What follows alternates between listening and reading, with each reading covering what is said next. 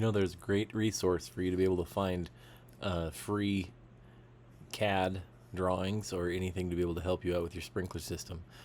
Basically, go to the professional section, CAD installation details at hunterindustries.com. If you go in here, you can actually search for what you're looking for and break it down based upon, if you want to do, say, pro spray heads. Once it filters out, it'll be able to give you specific installation details for, well, many different installation options.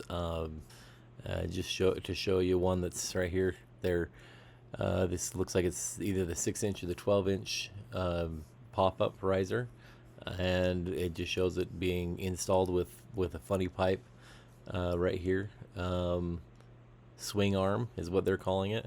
But yeah, it gives you the actual CAD drawings, and you can just download them with including a legend. It's a very professional way to be able to show off what you're going to be installing, or you can download it so that you can understand exactly what you want your installation to look like. Please share, and don't forget to subscribe for more pro tips like these.